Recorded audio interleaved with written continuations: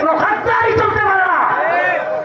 আমাদেরকে বলেন এদেশে হাসিনা আমলে সবচাইতে বেশি জুলুমের শিকার আলেম ওলামারা হয় না? এটা কি কোনো বানোয়াট কথা? শুধু এক মামুনুল হক সাহেব কেন, শত শত আলেম নির্যাতনের শিকার হয় নাই?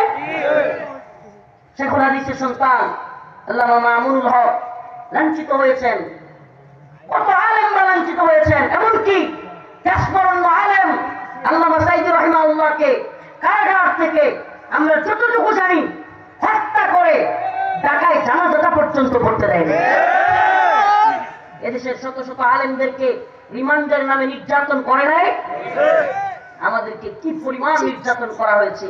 আর এই নিকৃষ্ট লোকেরা এখন সেই ভয়াবহ গুম খুন নিয়ে আইনাগর নিয়ে পর্যন্ত তুচ্ছ তাচ্ছিল্য করে। এই গুজব লীগ, আমি এদের নাম দিয়েছি গুজব লীগ। এদেরকে আওয়ামী লীগ ডাকবেন না, এরা হলো আওয়ামী গুজব লীগ। এই গুজব লীগ এখনো পর্যন্ত এদেশের আলেম ওলামাদেরকে এত কষ্ট দেওয়ার পরেও তাদেরকে নিয়ে তুচ্ছ তাচ্ছিল্য করে মজা করে। আওয়ামী গুজব লীগ বাংলাদেশের উন্নতি এতটুকু করেছে যে ভারতের কাছে বাংলাদেশকে বিক্রি করে দিয়া বাংলাদেশকে গোলামির জিনজিরে, গোলামির শিকড় বাংলাদেশকে পড়াইছিল। এই পঞ্চগড়ের মুসলমান, এই রংপুরের মুসলমান, এই বিশেষ করে এই অঞ্চলের মুসলমান ভারতের মাধ্যমে সবচেয়ে বেশি নির্যাতিত নিপীড়িত। এরা সীমান্তে তিস্তাবাদ পানি আটকায় দিয়া এই রংপুরবাসীকে কষ্ট দেয়, এই অঞ্চলের মুসলমানদেরকে, এই অঞ্চলের মানুষকে কষ্ট দেয়। আবার যখন পানির দরকার নাই তখন বন্যার পানি ছেড়ে দিয়া সমস্ত মানুষকে ভাষায় মাইরা ফেলে। এই তো প্রীতি, এই তো মহাব্বত, এটারে মহাব্বত বলে। প্রিয় ভাইরা আমার, বন্ধুগণ আমার, এজন্য বলতেছি হিন্দুত্ববাদী ভারতের বিরুদ্ধে আমাদেরকে ঐক্যবদ্ধ হতে হবে, সমস্ত বাতিল শক্তির বিরুদ্ধে ঐক্যবদ্ধ হতে হবে।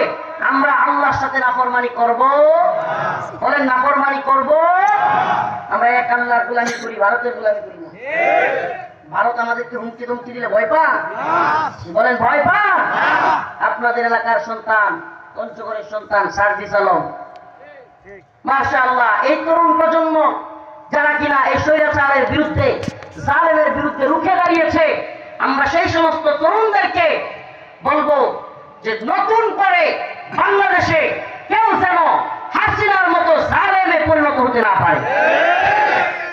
আমি আপনাদের এই অঞ্চলের মুসলমানদেরকে আহ্বান জানাবো, সমস্ত জালেমদের বিরুদ্ধে উলামায়ে কেরাম যদি ডাক দেন যে এই বাংলাদেশ হবে কোরআনের বাংলাদেশ, এই বাংলাদেশে শাসন ব্যবস্থা হবে কোরআনের শাসন ব্যবস্থা।